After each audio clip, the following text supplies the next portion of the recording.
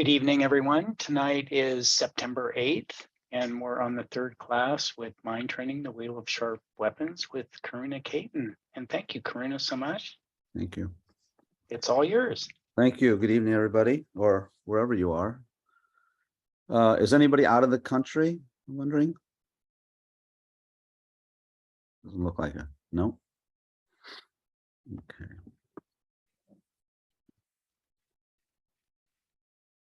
Okay, so before I want to dive right in, but I have to restrain myself and do the proper etiquette protocols. So yeah, so Michael, you can put up the refuge prayer,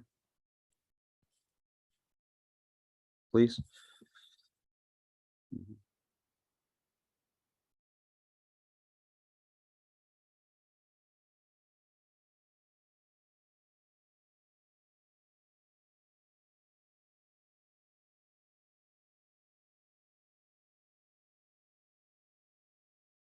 Okay. So we've gone through this a few times together, so I'll trust that I don't need to interpret. But of course, if there's something in this prayer that you don't understand or doesn't feel right, we can always talk about it. So you can bring it up. No harm in bringing it up, anything like that. It's interesting, so I have a question. It's an open question, but the question that I think about a lot, maybe question is not the right word, but the challenge is we're involved in a set of ideas that are 2,600 years old, and we're dealing with texts, commentaries, and texts that are 1,000 years or more old. And then here we are in today's modern world, and we want to make it relevant because it is relevant. It's not.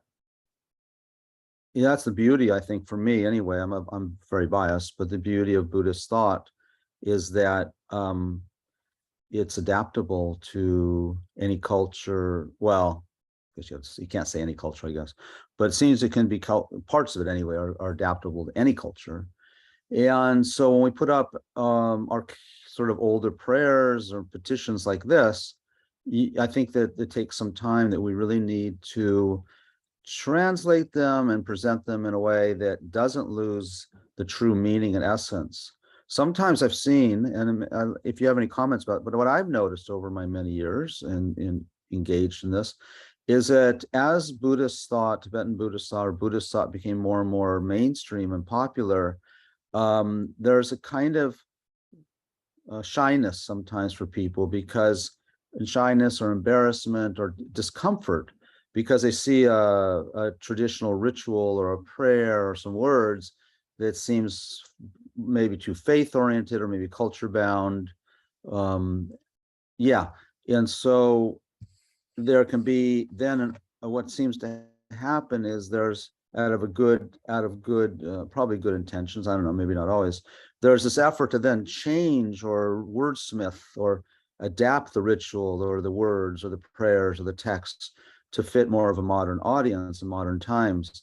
So what I've noticed is that there's a lot of this attempt, but that attempt at the same time, a lot of these presentations that I see sort of lose the essence. It's almost like they're written as to excuse all the old stuff and make it palatable to the modern audience. And I wonder if have other people noticed that or not.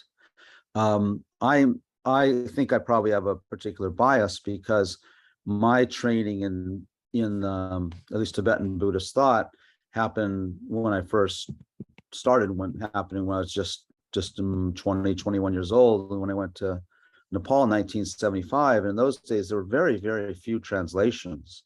So we were kind of sweating through these teachings with a translator that didn't know much English, or using a text that was on a Stettner paper, or, there weren't any Xerox machines then or anything. So I kind of a bit jaded in the sense that I could see, struggling through traditional commentaries, traditional texts where language wasn't at all adapted to a modern audience. It was just more like literal translations. And now we're here today where maybe some things have gone too far out. I was working on well, do this prayer and then I'll tell you a story and then something challenging. So it's more of a petition, but okay. So I go for refuge until I'm enlightened to the Buddha, the Dharma, and the Supreme Assembly. By the merits I create through listening to the Dharma or teaching the Dharma, may I become a Buddha in order to benefit all sentient beings. I go for refuge until I'm enlightened to the Buddha, the Dharma, and the Supreme Assembly. By the merits I create through listening or teaching the Dharma, may I become a Buddha in order to benefit all sentient beings.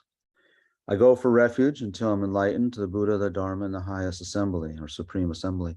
By the merits I create through listening or teaching the Dharma, may I become a Buddha in order to benefit all sentient beings. Okay, so you can take that off, Michael. And so it seems like just sort of a protocol, or seems like sort of empty words in a sense. But this is the reciting this petition in the very beginning is what distinguishes, in particular, Buddhism from other paths, and in particular Mahayana Buddhism from the other forms, or in terms of the fundamentalist vehicle, the Hinayana Buddhism, because the difference between the Hinayana and Mahayana is in the motivation primarily.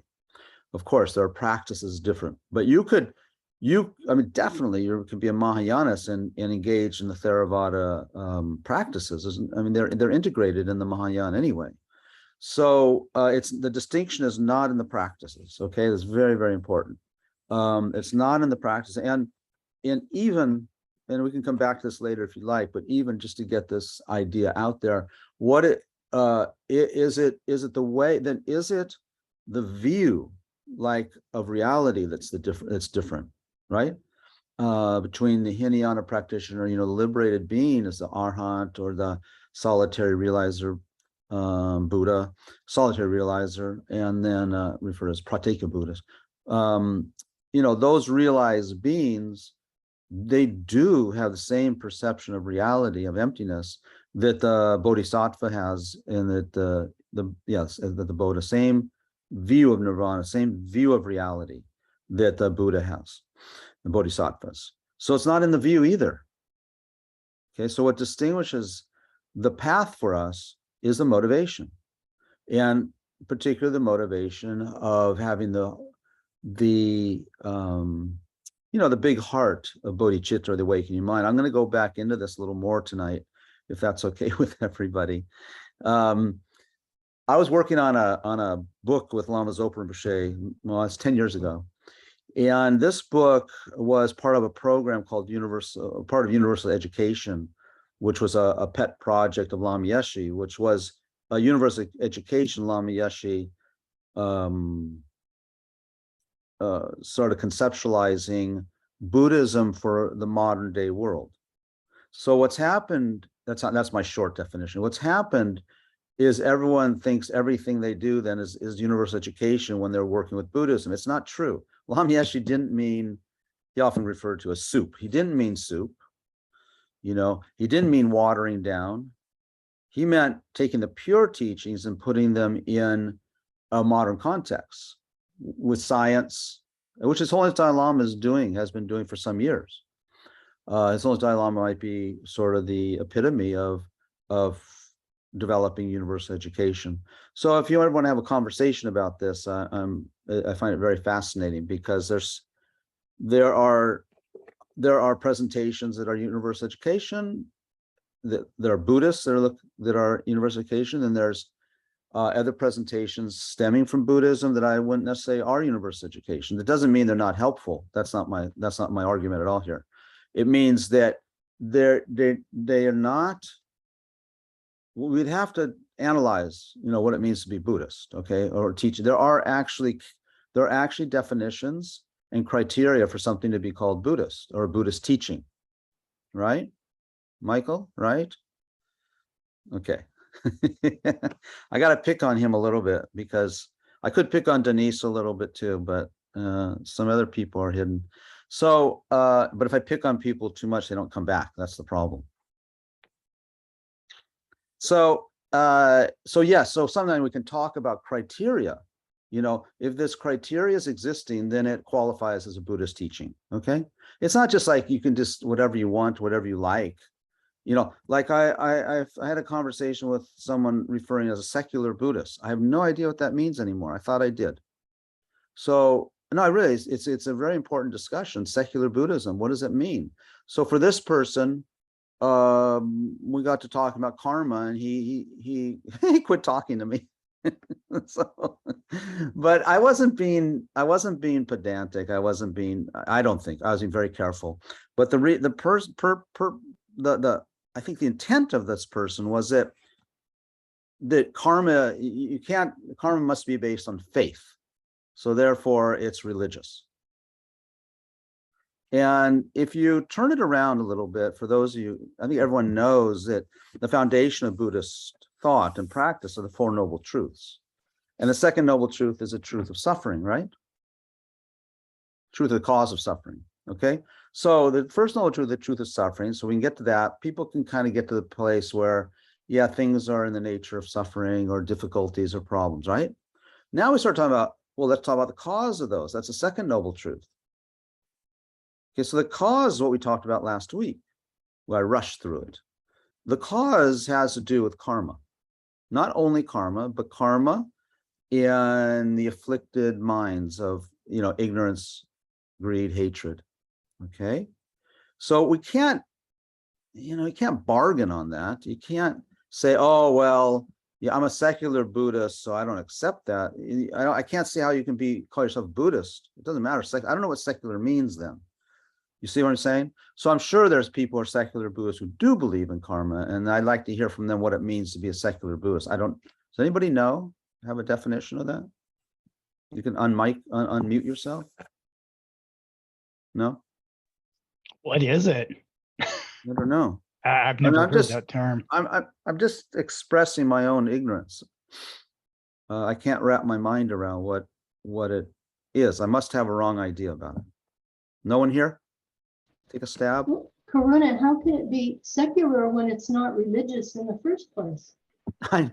No, say that again, Susan. How can it be secular when it's not religious in the first place? It's more philosophical and psychological. Right. I think that so Buddhism, my dad was a businessman and non-religious. He had a aversion to religion. He told me, well, if I was ever going to choose a religion, I'd choose Buddhism because it was rational to him, right? It wasn't faith-oriented. He didn't like faith-oriented systems. So, but we will see in some Buddhist cultures, there's room to have a faith-oriented Buddhist belief system, right? I mean, there are some things in Buddhism that we do have to start off with approaching from a point of view of some kind of faith, right? Because we can't perceive it.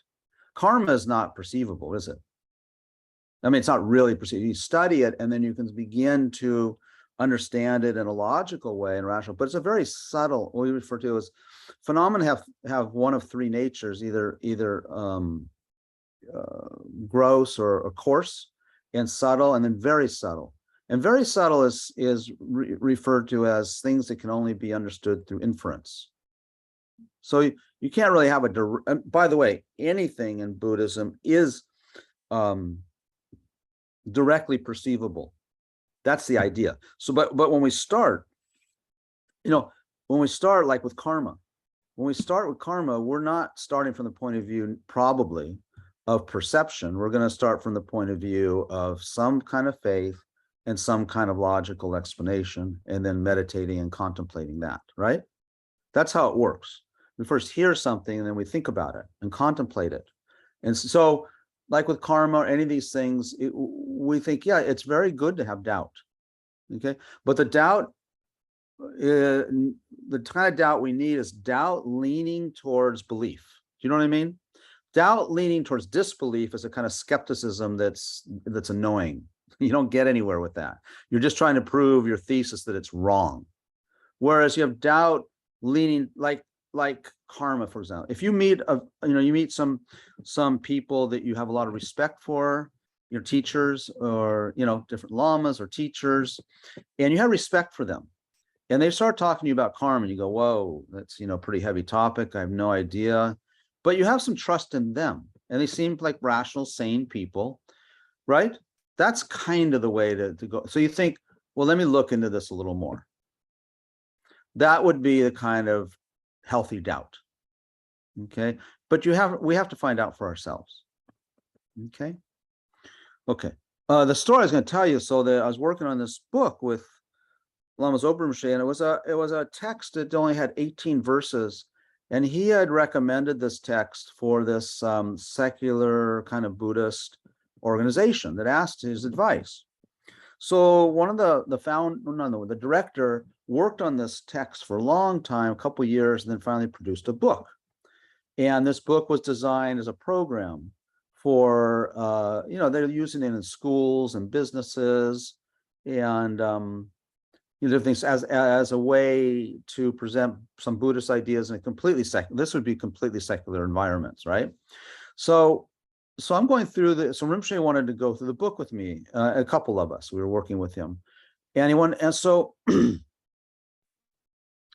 one of the verses has the mention of rebirth.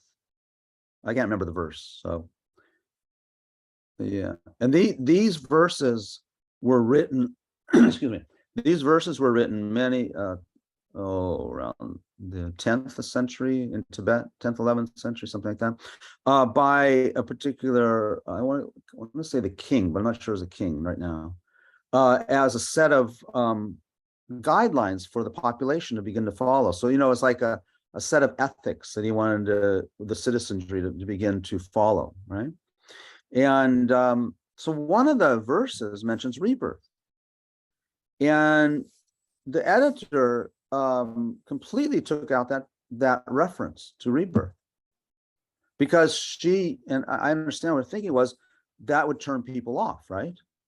I can't say offensive, but then go, oh, well, here we go now, this, there's this religious stuff coming in. And Rinpoche's reaction was sort of negative. He didn't like it. He said, first of all, rebirth's not religious. Okay.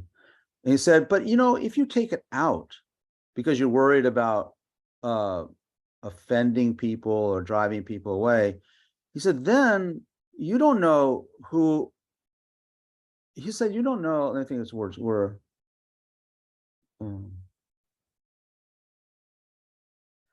He's saying, but then you don't give people a chance. Meaning there could be people in the audience that maybe have some feeling about rebirth, and you put it in there, and then it's, it sort of stimulates their thinking and their inquisitiveness and their research and light, right? So you're just looking at the ones you offend, but you're not looking at the ones you could attract. So I think we got to be careful not to be too shy about our belief system. And also, of course, we don't want to be pedantic or preachy either. I mean, that's not the point.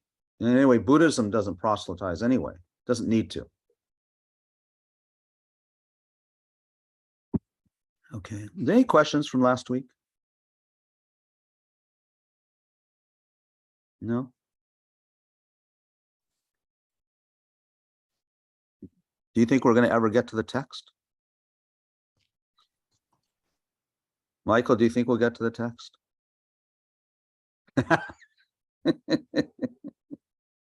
Yeah, Denise says no. Well, I might throw one verse at you just so I can make you guys wrong. Okay. Okay. So last week, I ran through karma, didn't I? It was last week, right? And then, and then I ran through emptiness too, didn't I? Right? Briefly, yeah. I think that was not a mistake. I want to say a mistake. I don't think that's helpful to do briefly. So is it okay if we go a little more into emptiness and reality? Okay, good. Thank you. Okay, so your screen's not sharing. It's just saying that you screen shared, but there's nothing up. How about now? No? Uh-oh, Nope, not yet. this tends to happen. How about now? Nope, Really? I'm not getting Does- anything. This does happen. What did it say before? It just says you're sharing your screen, but it's black. Okay, let me exit and then go back. This does happen sometimes.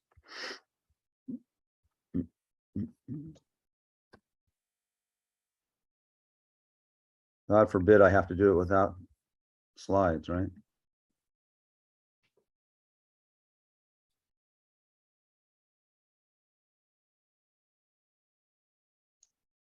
Still black.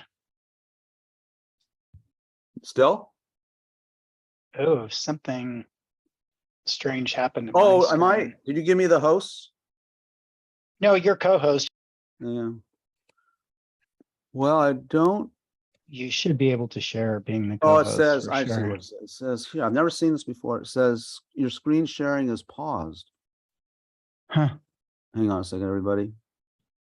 I've never. Yeah, s- it oh, says resume it share. says I'm viewing your screen. Well, it says resume share, so I'm doing that and it's not cooperating.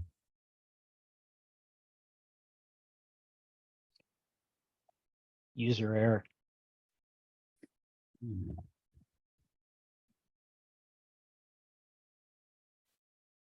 Still missing, huh? It's really weird. I've never seen it. Maybe it's karma. Definitely mine and yours. Does it give you an option to pick which screen to share? And it's still nothing? No. Still nothing. Let's stop sharing.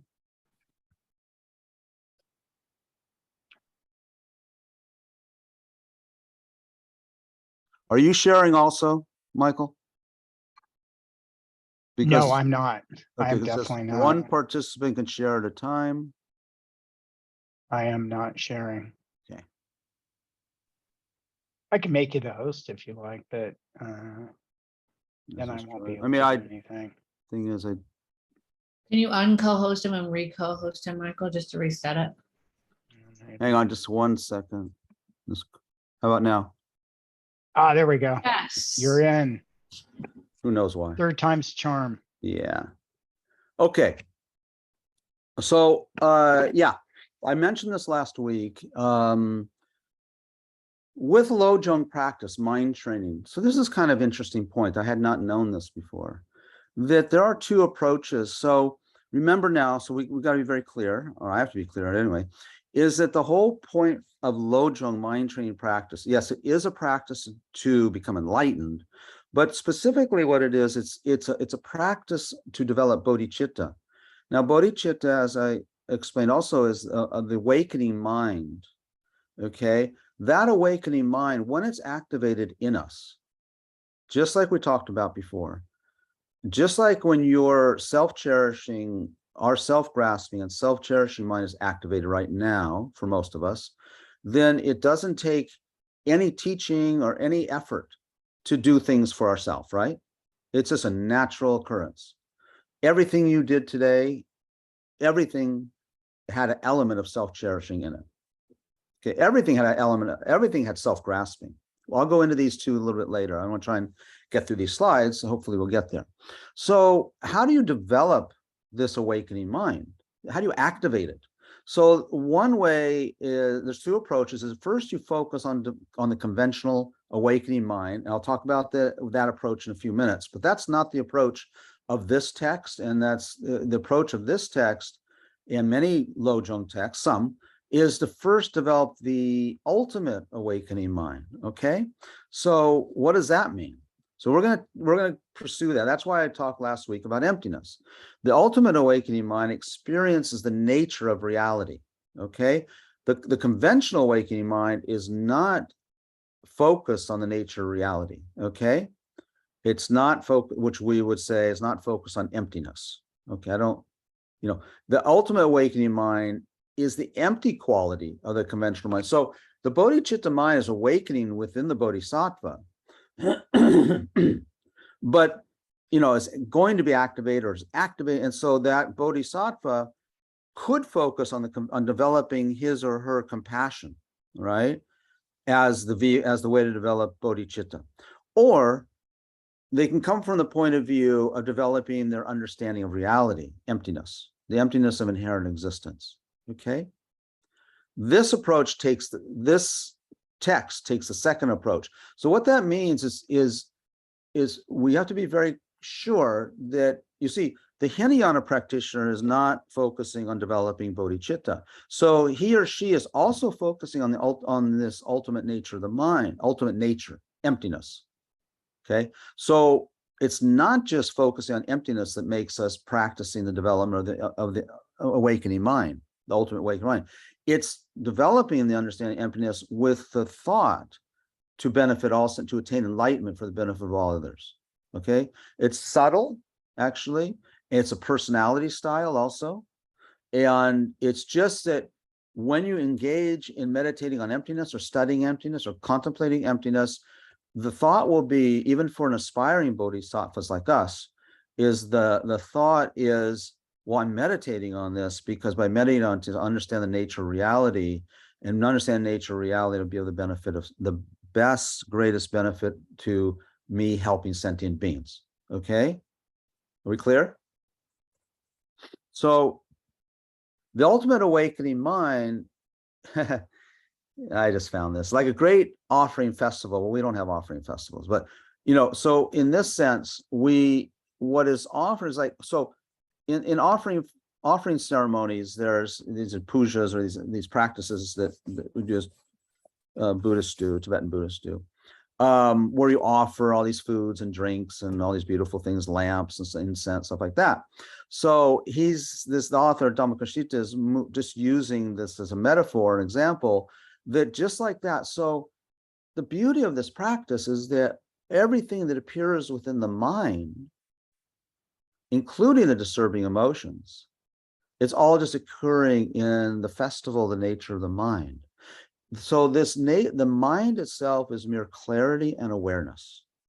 I was reading this one commentary where there were some comment older, in the past, certain scholars, Tibetan lamas, they felt that the mere clarity and awareness is the ultimate nature of the mind. But in actuality, I go along with some other authors that it's not just mere clarity and awareness. That's actually still conventional mind. But what makes ultimate is the empty nature of the clarity and awareness. Empty means not existing from its own side, not existing inherently, not existing independently. Okay, this takes a long time to work with these ideas. Okay, so don't worry.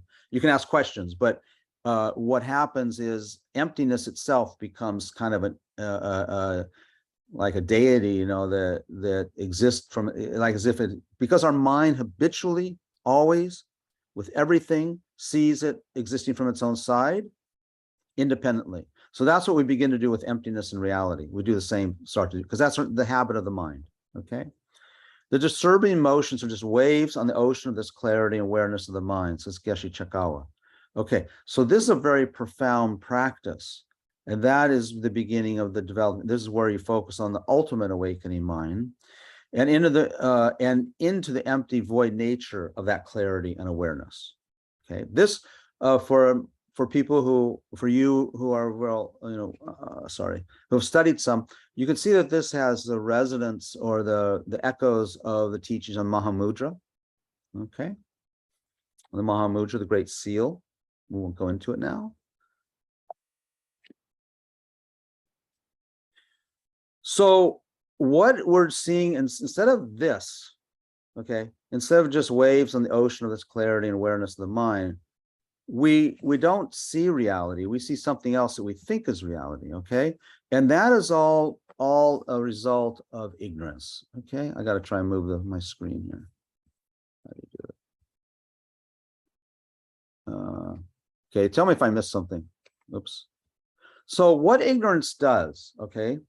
Ignorance is a mental factor, but it's always there, even when we're dreaming, even when we're in a coma, even when we're in deep sleep. So ignorance, what it does, it gets us to see things as unchanging when they're not. Okay, that's not its deepest problem. The second one is the deepest. It compels us to see things as inherently existent when they're merely described or relational. Okay, that's the main one right there. But it has these other effects, like seeing things as permanent or unchanging, because we see things as inherently. So what inherently means? It can take a long time to understand these terms. But what it means is when we look at, so I'm looking out my window here, I'm looking at a tree, and it doesn't matter. You can just look at anything. And one thing is when everything that's appearing to your five senses, so it's not just your eyesight, it's not just your nose and smell, it's not just the sounds and hearing, it's not just taste, it's not just feelings, tactile feelings, okay? And it's not just thoughts. Everything that occurs, so even thoughts. So I'm thinking of a friend of mine, okay, and I see her over there, right, in my mind. So even that is appearing to my mind as inherently existing. So that tree over there, or whatever you're looking at, that smell, that incense, whatever it is, it appears to us as really there. And we'll say, there is definitely a tree there, right? Not only definitely there's a tree there, but that tree exists. How? Well, it's independent. It's there for sure. Everyone can see that's a tree. So it must be a tree, right? And everyone, and also it's not even changing. I mean, intellectually, unfortunately, we could probably accept the tree is changing, but we're not just dealing with the intellect, we're dealing with what ignorance gets us to do. It gets us to see everything as really. So one thing that helps with understanding inherent existence is, I like the word independently, okay, or singly. So the tree, even my voice, you're perceiving my voice as inherently existing right now. It's over there, coming out of your computer screen, whatever, right? But if I were to say, well, can you find the sound of my voice? Can you find it? And you probably would say, oh, well, no, it's already gone, right?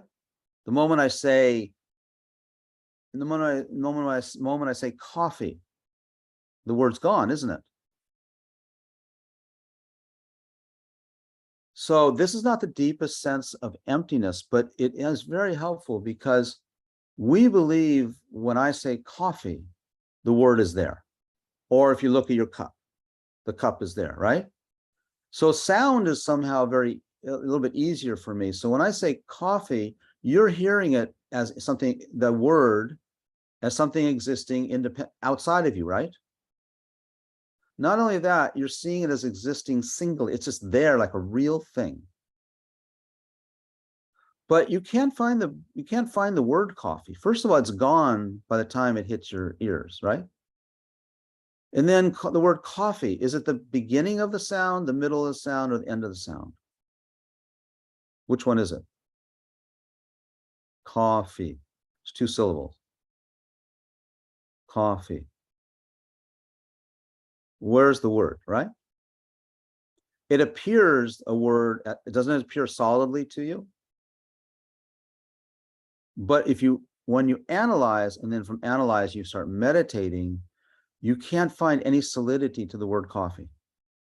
And you can't find any solidity to the table in front of you.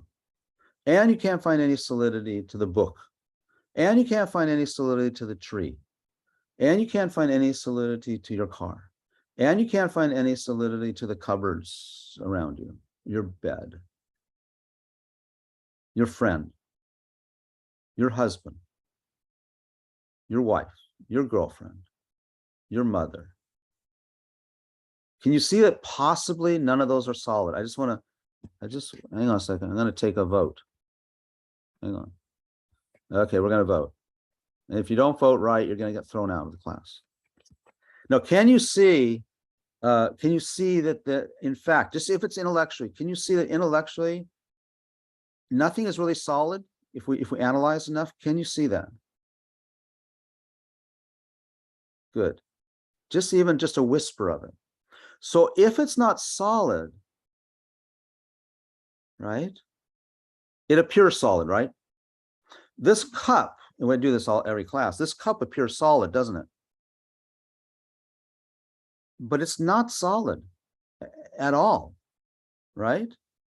So my understanding is that 99% of this cup is space. Because the atoms are moving, right? The atoms are moving. So this cup is in the nature of movement, right? But we don't see that. So if it's in the nature of movement, how am I making myself clear? How can we say there's a solid cup? But yet it appears solid, correct? Right. The first level bodhisattva. So bodhisattva, there's 10 levels of bodhisattva. The bodhisattva travels through, okay, on the stages of the path. Might take lifetime, but usually it takes, remember I mentioned Shakyamuni Buddha, took him 3 countless great eons from the time, well, I take that back. 3 countless great eons from when he entered the path, but when he became a bodhisattva, realized emptiness or reality non-conceptually, that only took 2 eons from there to enlightenment. So, you know, he was 1/3 of the way there. Milarepa did in 1 lifetime. When we perceive reality without a conception, you following me? Without a thought. By the way, in the meditation and the process of realizing emptiness non-conceptually, we first realize it conceptually. We do use concept. We do use concept. And then the concept becomes thinner and thinner because experience, direct perception takes on more and more. In the midway through, the direct perception is all clouded with conception still. That experience, just conceptually even, is very, very profound.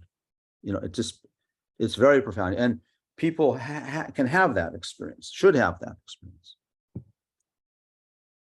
So when the meditator finally, that one session where he or she has direct insight into emptiness, into reality, that point there's no ever will fall back into samsara.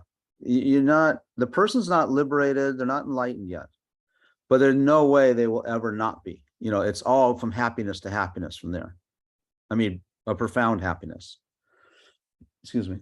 And so when they perceive that point, they've reached the first of the 10 bodhisattva levels. And so you acquire all of these magnificent achievements just through that.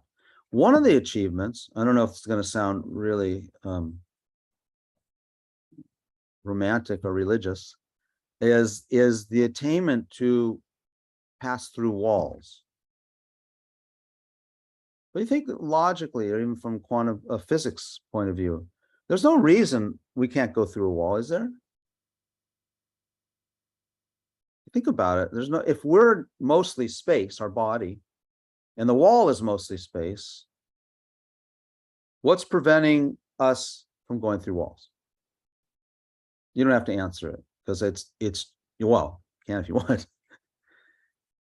What is preventing us from going through walls? Anyone have a no? Our mind.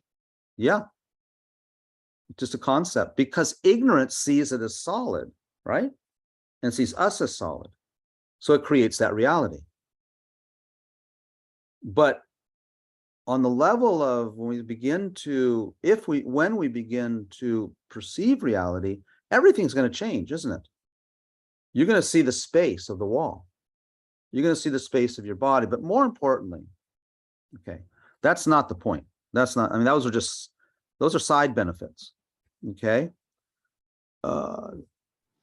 Karuna, will we see it or will we have an awareness of it?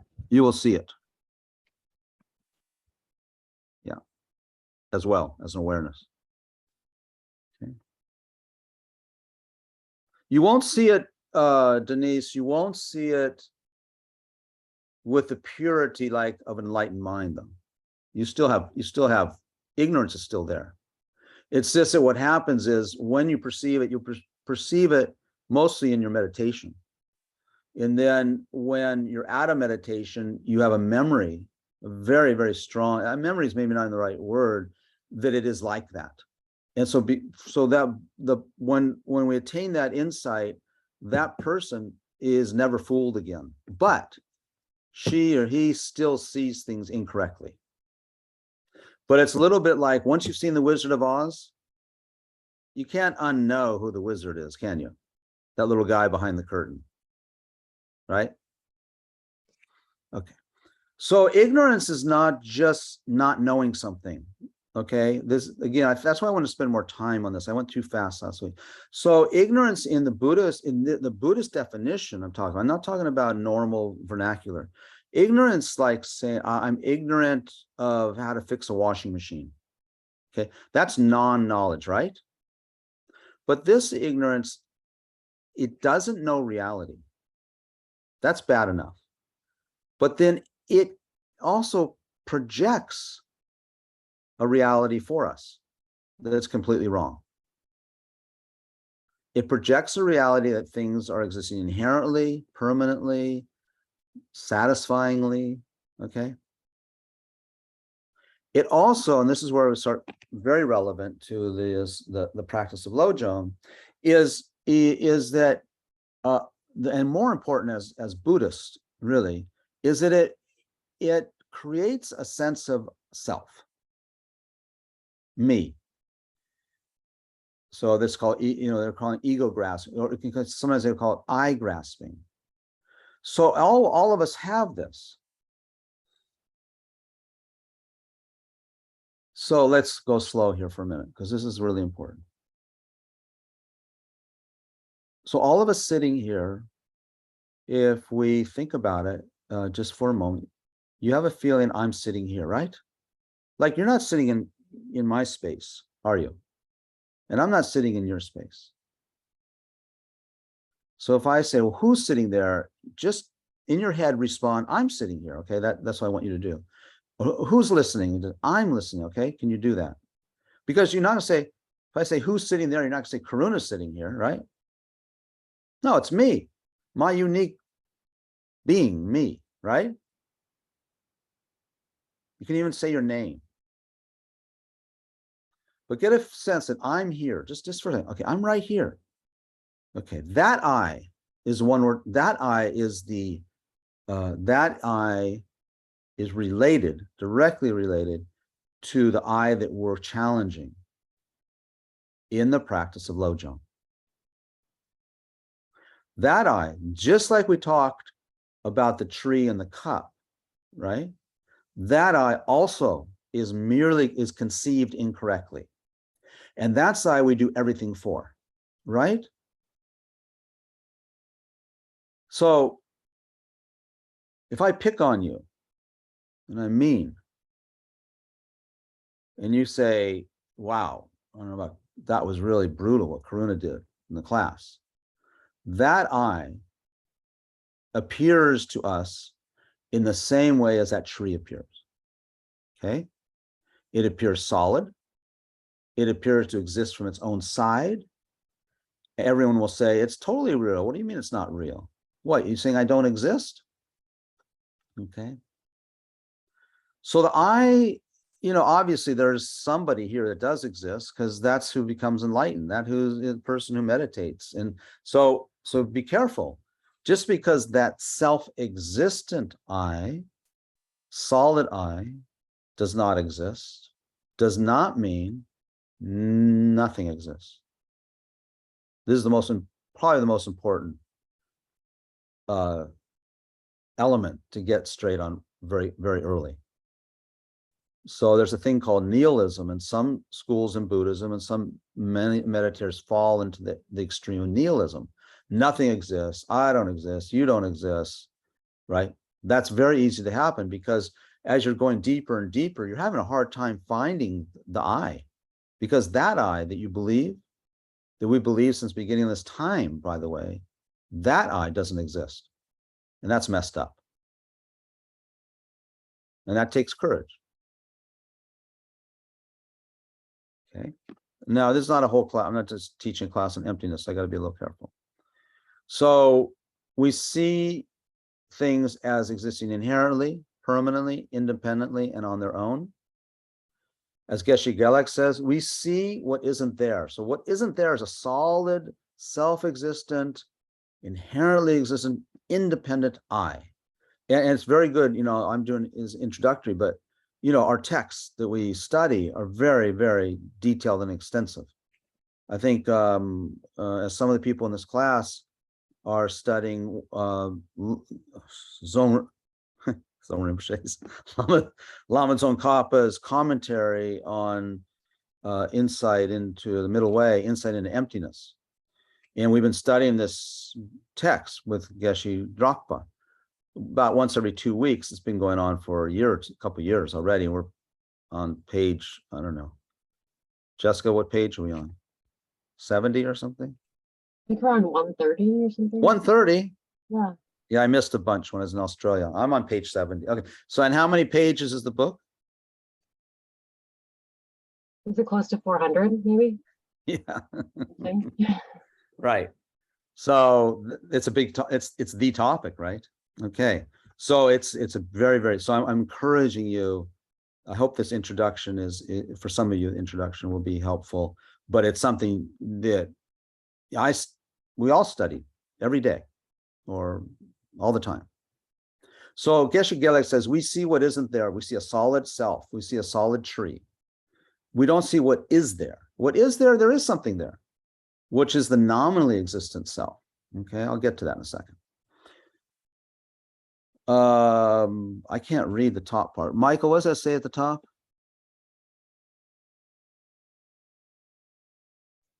There is no emptiness only.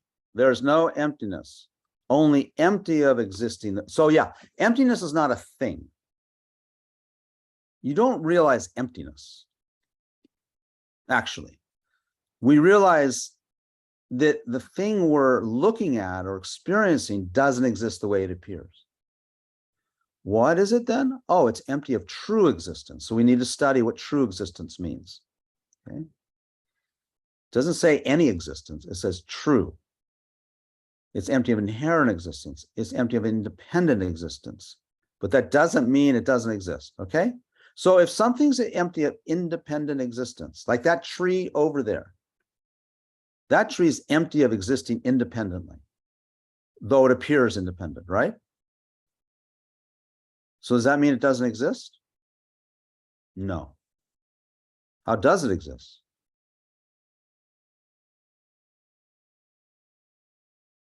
Any guesses? Dependently.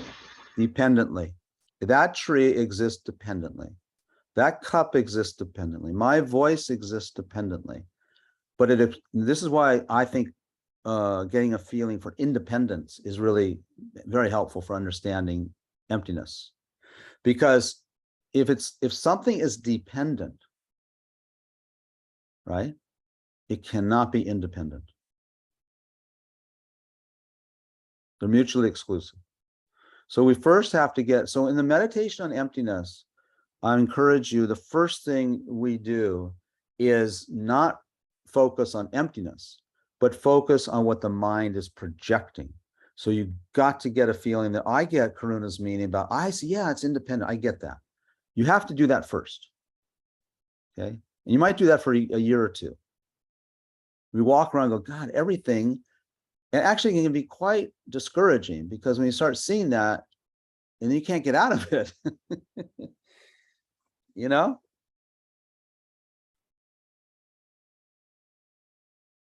That's just seeing that you see everything independent and permanent doesn't mean that all of a sudden you see things interdependent or dependent and impermanent. That's the bad news, guys and gals. Okay, so there is a conventional self, the self that goes, that's practicing and attains, takes you to the path of enlightenment, all the way to enlightenment. But we need to differentiate between this conventional one and the false one. And the false one is the object of the Wheel of Sharp Weapons and Lojong texts. Okay? not the conventional one. You're not trying to destroy your existence. What good would that be? Okay. So the conventional self, how you know it exists is because it functions. Okay. But it's not what we think it is. We superimpose onto that conventional self a real self. That's the one we're focusing on. That's the thief. That's the hypnotist. Okay. So is this helpful? Let me just go off screen share for a second. I know there's a class I'm teaching something on emptiness, right? I'm not teaching. Is this, but it's meant to be part of Lojo. What time is it anyway? Okay, you want a break? Okay. Okay, we'll be back in 3 minutes. Okay, so any questions at this point? So that I may be losing people or maybe something to clarify? Yeah, Michael? If this is off point, you can just say so. That's fine. But when you're talking about ultimate, so if you're realizing, the emptiness of inherent nature, or anything, can that mind hold the conventional mind of bodhicitta that at the same time, or it's just strictly focused on? Yes. That's what I thought. Okay. Except for that's one of the qualities of the omniscient mind. The omniscient mind can hold both, right? Oh, got it. Okay. Yeah, that's the separation between even highest level bodhisattvas still have some separation. But yeah, technically, yes. Thanks. Yeah. Thank you. That's why I understand anyway. I haven't got there yet, so I hope I'm. Well, when I get there, I'll let you know, right? Okay, thank you. Anything else? Karuna, I have a question. Yeah. Why does the mind have that strong habit from the very beginning of our present existence? Why does the mind have that habit of actually very strong negative habits? Yeah, that's a great, really, really good question. It's a hard one to conceive of. I could say original sin, couldn't I? Yeah. but the Some problem people with do. that, so what's hard to, the conception is it's very, very, very difficult. There is no beginning. And we somehow can't wrap our mind around it. Like Buddhist thought has these different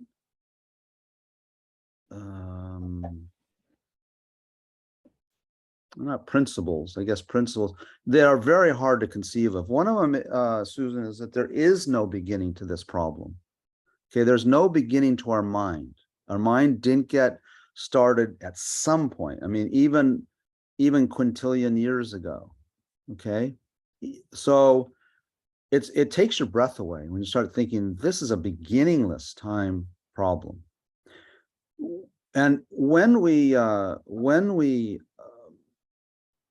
encompass or kind of embrace that thought, it helps in so many ways. One way it helps is we become very insignificant compared to everybody else, right? I mean, we're all in the same boat, and there are just as it's hard to conceive of the beginningless mind, it's also hard to conceive of countless sentient beings. I mean, that just blows your mind, because if we just start thinking about the sentient beings on this planet, it seems if you really start counting them and looking at them, that becomes countless, right? Seems almost countless. Then you start going, well, wait a minute, this is one planet. There are countless universes. Now, when I say countless, then that means like infinite, but I don't know if it's infinite, right? So the point is, it's just mind-boggling, isn't it? Now, the reason that there were 14 questions that the Buddha never answered, and I think one of them was this one. Can you see the beginning of the mind? Okay, so even that's not so the Buddha, the enlightened mind, can perceive anything knowable.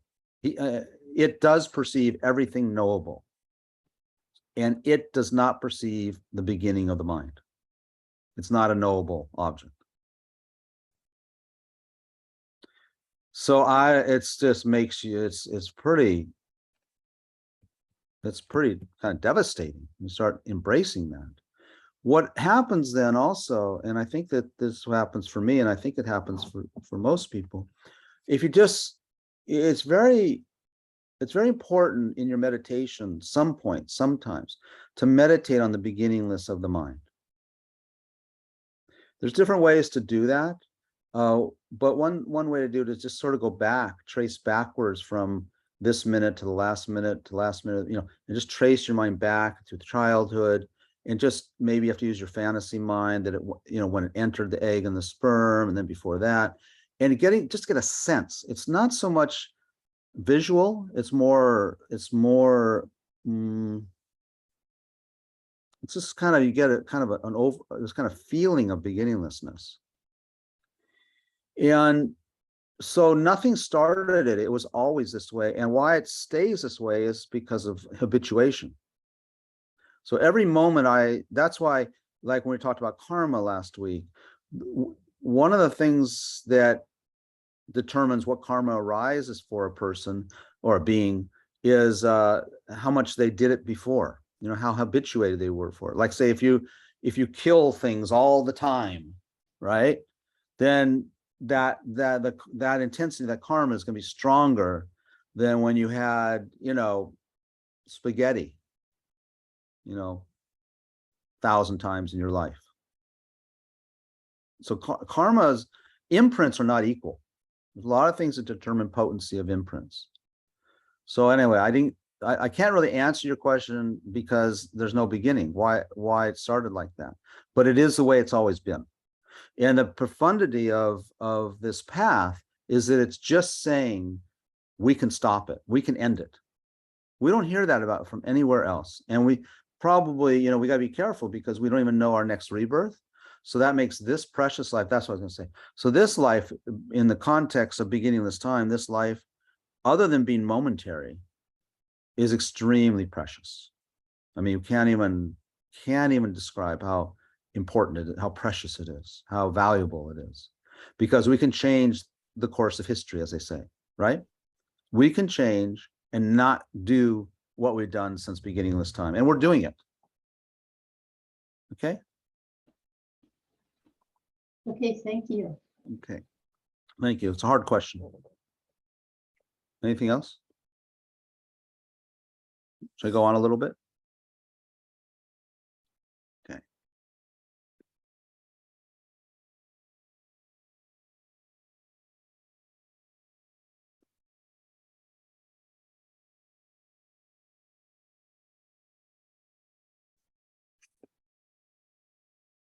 Huh. Oh gosh, that's so many PowerPoints. Okay, conventional self is there? Okay. Yes? Okay, good. Yes. Thank you. Okay, so this conventional self, so what we do is we have a body and a mind. The mind is usually, just in terms of a schematic, the mind is divided in the mind part into 4 different sections, and the body is in one. And so this conventional self is imputed onto this body and mind. Okay, it's imputed onto it. If you cut your hand, you say, "Ow, I cut my hand." If you have hot food, you say, "Oh, I burnt my tongue." If you have a nightmare at night, you say, "I had a nightmare." But if Michael has a nightmare at night, I don't say, "Oh, I had a nightmare last night," right? If Michael cuts his hand, I don't say, "Oh, I cut my hand." Okay. So why? Is because on my level of, due to ignorance, I impute a solid self onto these 5 aggregates or 5 groups. And there is, the practitioner, the yogi who develops this, starts to develop the sense of weakening the concrete nature of the self, the wrong self. So there's stories of the practitioners, that like there's one practitioner, Maitri Yogi, who someone was beating a dog, and he felt so much for the dog, he wanted to take on its suffering. And usually you can't do that, but in this case, because of his karmic connection, he actually developed a bruise on his leg. Okay, because the separation, the strength of his separate self, so either was gone, like he was enlightened, I don't know, or so weak that his imputation on his 5 skandhas was so soft and so weak that then he was able to identify with other beings much more easily.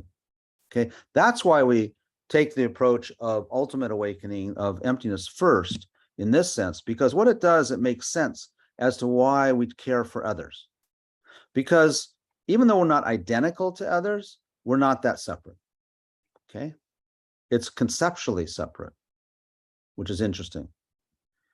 Okay, so the main thing is that we realize, we think there's a self, a solid self, but what there is in fact is an imputation on these 5 aggregates. Okay, so this false self, it appears to be self-established from its own side. It appears to be independent. You know, when we say, you know, why are you yelling at me? Like when someone cuts you off on the highway and then they blame you and you say, why are you yelling at me? Is because that me is appearing as independent of them. What's really happening is a dependent experience, but we don't see it that way, right? And we can go in this later if we do a class on this kind of thing. Okay. It's as if, so one way of looking at it, I think Alex Berzin used this example. He was talking about one day about those huge trucks that are like those huge trucks that are used on construction sites, you know, like the mining trucks. And, you know, on those, not construction sites, but on those mines, what do you know, the open mines and those huge things. And there's a little guy sitting up there, a woman sitting up in the cabin, right? In the cab driving the thing. He says, that's how it seems our self is. It seems like this voice in our head that's me sitting inside my head and always commenting, right? And this always commenting, I don't like this, I do like that. Michael's mean, you know, someone else is nice. I don't want any more coffee. I do want coffee. The coffee's cold, coffee's old. You know, I want to go to this restaurant. I don't want to go to that restaurant I love but now it's changed. And I think I'll go to bed now and maybe I'll watch something. That thing, when you really think about it, it's like this voice in my head going off all the time, isn't it? And a lot of times it's complaining, right? It's just complaining. I don't feel good, right? Or I really don't want rice tonight. I really want a pasta. Oh, do I have to do the dishes? I'm so tired. It's constantly talking. And usually it's commenting. A lot of the commenting is negative. It's always that guy or gal up in that driver's seat up there seems like it's inside our head. And that, generally speaking, is insecure, that guy. Okay. Generally, he needs protection, or she is always looking for protection. Protection from what? Discomfort. I mean, that's a simple way of saying it. Now, discomfort could be, you know, someone at your door, knocking on your door late at night. So you're fearful. That's a discomfort. Discomfort could be stuck in traffic. You're late for work, or you're late to get something done. So it's commenting, so it's discomfort. So it's always insecure because, you know, its comfort is very tenuous, isn't it? It might last a few minutes is all. The comfort of a hot cup of coffee or hot cup of tea doesn't last very long, unless you get an ember cup, then it lasts for an hour and a half. So if you got to get ember cup, because then you'll be more secure. Karuna, Yes. Yes. somehow this, I'm trying to form this in a like a curious way, but somehow that's ringing addiction to me, that whole previous page. Well, what is addiction? Did you, So, what is addiction? or my other thought was it's ringing the near enemy to happiness, which is pleasure. So, like Susan said, how long has this been going on and why is it going on? It's an addiction, if we want to put it in that terms. It's a habit. It's an addiction. The addiction, I think, you know, really, really analyzing, let's say being addicted to what, cigarettes, prescription drugs, alcohol. Why do we use addiction for those behaviors? They're destructive, right? Mhm. And so we, in the conventional world, it seems like anything that we do that's destructive to ourselves is an addiction, right? So in the Lojong teachings, everything we do, nah, that's exaggeration, but almost everything we do is destructive for our happiness. Led by this voice that circles and circles and circles. Yeah, that's a self-cherishing. That voice, someone asked last week, give an example of self-cherishing. That voice is a self-cherishing. That voice arises from this misconception that I have a solid self. So the first thing, I have a solid self belief, that's just kind of a inherent, if I can use that word, inherent, innate, innate, or inborn belief, the self. I'm really here, and then I do everything I can. So then, if I have that belief, then I have to take care. Self-cherishing really comes down to taking care of me first, but it's based upon the strength of the self-ground. Now, not everyone is self-cherishing to the same degree as everyone else. That's one thing that's kind of important. Okay, I'm gonna jump from this because I don't have much time, right? How much time do I got? 13 minutes. Yeah. Okay. So from this insecurity, we have the rising of the disturbing emotions. So in this insecurity, I'm afraid. So this insecurity that if I don't have enough coffee in the house, I'm not going to be able to get to work tomorrow without, I'm going to be grumpy or whatever, right? This is a simple one. And so due to that that insecurity, we could call it, then I need coffee. Then I head down to the supermarket and they closed early because the power outages, they're closed. You get it? So these emotions start coming, I start getting angry, right? Angry or whatever. That's where the disturbing emotions arise. So the disturbing emotions arise from the conception of oneself as a solid self. And then I got to take care of that self. So I'm the most important person to be happy. And that's what the self-cherishing is. Okay. So the definition of disturbing emotion, so that, remember, this has all had to do with the Lojong that we're practicing, is that we're confronting these disturbing emotions when they rise. Okay. So the definition is a state of mind that when it arises, it makes us lose peace of mind and lose self-control. Okay. So sometimes you say, well, sometimes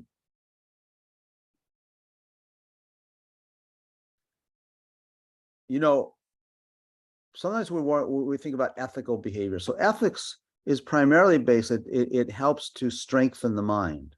It doesn't lead to disturbing the mind. Okay. So if you look at what is generally considered as unethical behavior, or if we look at the 10 non-virtuous actions, such as killing, stealing, sexual misconduct, lying, slandering people, gossiping, speaking harshly, those, and then there's the 3 mental ones as well. Those, why they're non-virtuous is not because they're non-virtuous from their side. Nothing exists self-existently. They're non-virtuous because it's very hard to do those things where it doesn't have a very disturbing component on the mind itself and on other people's minds. Okay. So we could think, well, is it unethical if I binge watch, The Sopranos? No one's home. I'll just binge watch. I can watch it for 11 hours straight, stay up all night. Well, you just be your own judge. Like you can have a glass of wine, you can have maybe a smoke or something, if it doesn't disturb your mind. It's possible, right? Yeah. But what happens is, generally speaking, we long for that thing, so we want more of it. That's greed. Or we think of it all the time, we obsess about it, like getting a new car. or being attracted to somebody, right? So that's and so people say, people don't, generally speaking, when we become, the idea of the Buddhist path is we develop a supremely gentle mind. Supreme, when I say gentle, it can be forceful too, but it's a supremely peaceful, balanced mind. So some people said, oh, I just love going to baseball games. That's where I'm happiest. I know what happiness is, right? Because the thing is, if you go to baseball games, now we're going from a new standard, and the standard is peace of mind. And people go, oh, well, I feel really peaceful, at a baseball game, but not when their team's losing, okay? Or not when the people in front of you, this is firsthand experience, by the way, not when the people in front of you keep taking selfies and standing up during the action, right? Or not when it's hot and you're sitting sweating in the seats, or not when the pitcher is, bases are loaded and you can't throw a strike. I mean, these are just common every day. We go through that all day long throughout our life. And people say, no, but I love going to baseball games. I'm really peaceful there. So that definition of peace and balance is not our definition. Okay. I think everybody here knows that. Everybody here knows that because they wouldn't be here if you weren't here and didn't have some taste of what real peace is. And then you think, oh, and it can be bigger than that, right? I'm talking about bigger in a good way. We want to improve it. Okay. So in this text, you hear about the foe, the enemy, right? And so this is the enemy. This is the thing that if we don't get to many verses next week, I don't know what we're going to do, is that remember that a lot of this text, in fact, all Lojong texts, I think, make that generalization, what they're doing is to attack the enemy. And the enemy is this false imaginary projection onto the conventional self. We project this false self and grasp for it to correspond to reality. Okay?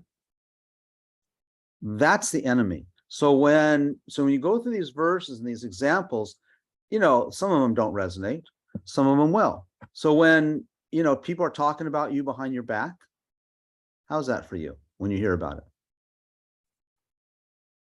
Okay. So when someone is criticizing your child, or how's that for you? When you work on a project and someone critiques it and says, yeah, didn't do such a great job there, what happens to you? So here, and unlike traditional communication theory and psychotherapy, here the object is always that sense of that comes up in you. The kind of, well, we talk about fight or flight or freeze, right? That's usually how we relate to conflict. But here, though, that's not our object. Our object here is, who is it that wants to flee? Who is it that wants to fight? Who is it that freezes? That's the foe. It's a very profound psychology. It's a very profound therapy. We can, I was, as you know, as a psychotherapist, talk about problems until the cows come home. But fundamentally, the only thing that really changes, the thing that changes the quickest, is attacking that self-cherishing, self-interest, self-centered mind. So self-grasping, okay? So there's two levels to the self-grasping. So the self-grasping, we take something as its object, like the me. The mind projects this appearance, and it seems as though there's somebody inside my head, me, me, me. This is the perception. So we perceive me. That perception's wrong. Then the second part, I said this earlier about ignorance has this twofold quality. Then we think this corresponds to reality and how things actually exist. This is a belief. So one thing is, you take the me as real. You project the me, you project the me onto, I don't feel good. I'm hungry. I don't like what he said. I don't like what she said. I don't want to go for a walk. I can't sleep. Okay. So there's this me is projected. And then there's a belief in all of us that that's who I really am. So remember this. Okay. So the first step is cut off that deluded belief. Begin to doubt that that's who you really are. Because the moment you say, I don't feel good, then when we say, I don't feel good, or I'm depressed, or I'm anxious, at that moment, we're believing that me is in my head. And then we think this is how things actually exist. All you can do is say, wait, I get it. There's a solid, I have a belief in a solid me that's depressed. But wait a minute. You know, when I caught up with my friend earlier today, we had a really good time, a good lunch. When I heard from somebody, or when somebody gave me something, or, you know, so there's, you're not, so are you depressed or are you not depressed? Which this me says I'm depressed. Then the moment you're not depressed, then this me says, oh, I'm really happy I got to see my friend. And then next thing happens is, you're right. So which one are you? You got to remember, this is not normal psychotherapy.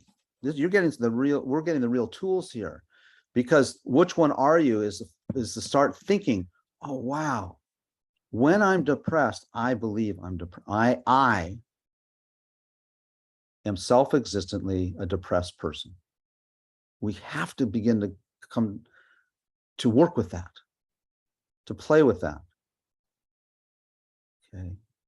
And you may not be able to stop it, but you can at least say, oh, that's a belief. Look at that belief. It won't just stop. You'll still get depressed. You'll still get anxious. You'll still get lonely. But something is a huge shift. And people know that when you've done this, I think probably everyone in this class has done this. And you see, oh yeah, I did have a shift. That's right.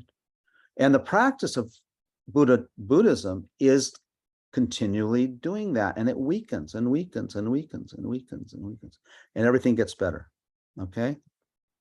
Then the second part is stop projecting that deceptive appearance. Michael, what time is it? 57? Okay. Now self-cherish. 59. Mine says 58.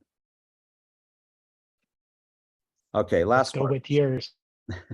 Last part, self-cherishing. So this self-cherishing comes from self-grasping.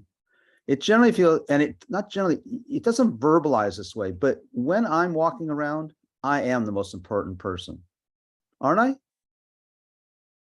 Now, the Bodhisattva, because he and she has cut through this belief in a concrete self, doesn't have that I'm the most important person. Actually, what they have is you're the most important person. Why? Because they don't have an I like that, a false I. Or they have it, but it's weakened. Once you see once this false I, it's like seeing the Wizard of Oz behind that curtain. It starts to lose its power. Thank God for Toto, right? Toto is like our little wisdom. I'm the most important person, you count less. It's an attitude. It's self-centeredness. It's self-preoccupation. It's self-absorption. It's me, me, me. I have to have it my way. I have to have attention. I need attention from people. I'm first in line. I'm best seat. I'm the most recognized, fame. So don't worry. I know we all have, probably everyone in this has lower self-cherishing than normal world. But we are taught as kids, you know, me first, aren't we? And we're taught, you got to take care of yourself. Oh, you know, you need really look after yourself first. I hate that thing.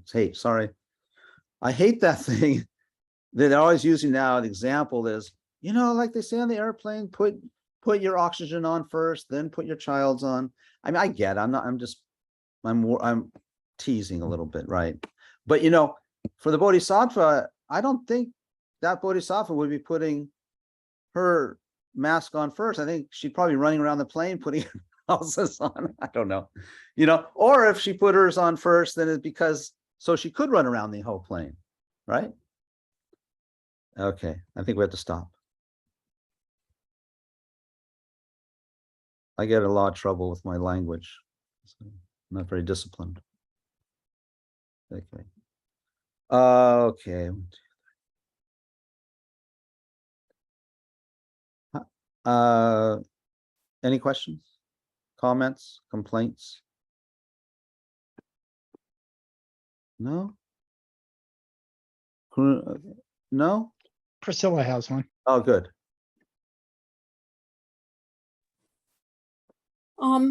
Hi, I'll make this as quick as I can. I know we're like down to the very last minute here. But I want to get back to the very first question you asked about the person who said he was a secular Buddhist. Yeah. And so I've been giving that some thought.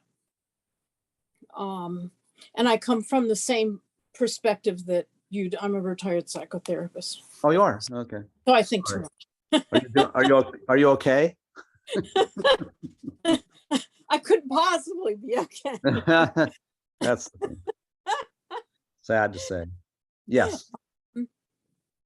And so, I just heard this the other day from somebody, Mhm. in a little bit different context. But I think that when someone says they see themselves as a secular Buddhist, this is someone who's going to the Buddhism buffet. Mhm. And they're saying, "Oh, I love Right. that mindful meditation. That Right. makes me so good." Blah blah blah. And something happens when I say those mantras and blah blah blah. But Right. this guy with 1,000 arms, and he's, and then there's this one who's looking in, 7 directions at once. And that no, I can't buy into that. Right. So I think somebody who decides they can pick and choose Uh-huh. from what this is, Right. I think that's the secular Buddhist. Uh-huh. And in fact, I think I don't know the name of the author, but somebody wrote a book on why why you're not a Buddhist. Oh, yeah. What makes you not a Buddhist? Something like that. It was written maybe about, by and- Songsar Khyentse Rinpoche. yeah. And so I think that's that same idea, that people think that they can pick and Cherry- choose Cherry the, pick. the comfortable pieces. Yeah. Right. And that way, and this goes right into the Lojong from my perspective, Right. is that they do that to feel comfortable so they can avoid dealing with the real crap. Right.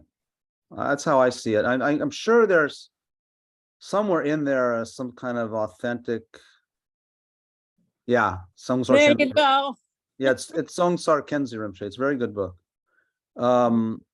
So maybe if Denise or Jessica or other people, if you can come up, if you have some idea what secular Buddhist is, if you can add anything more next time, that'd be helpful maybe.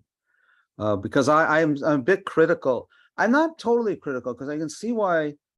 I think it's great. I think it's very important to investigate and go slowly. So I really believe that's actually a good way to go.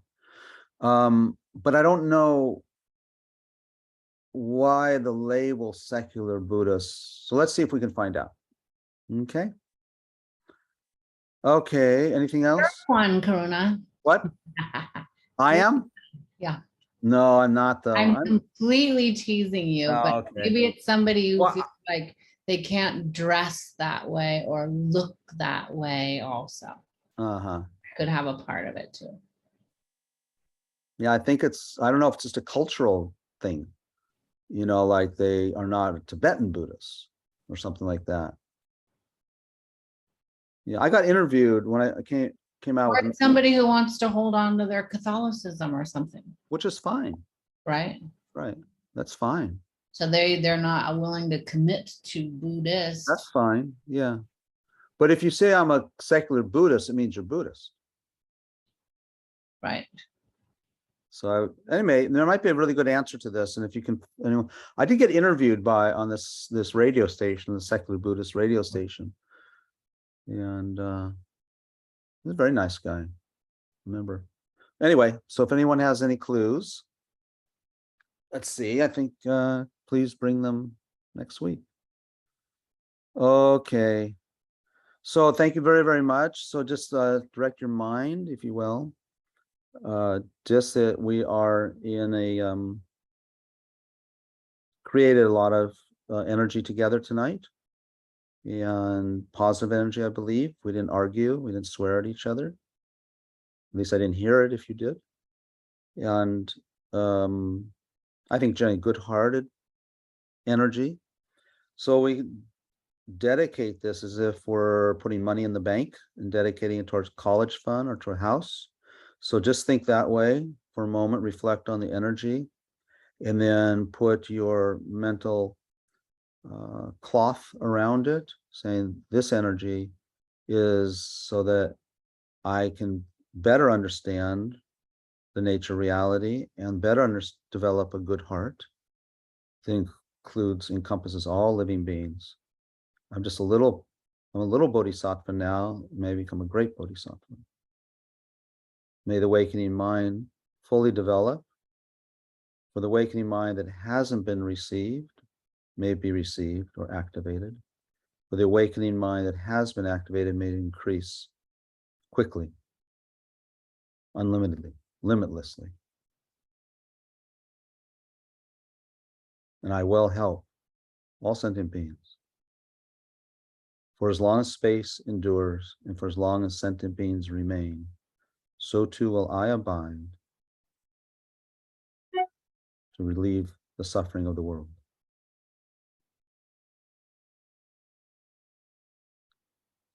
Okay. Good night. Bye-bye. Thank you, everybody. Good night. Thank you. Good night, Night. everybody.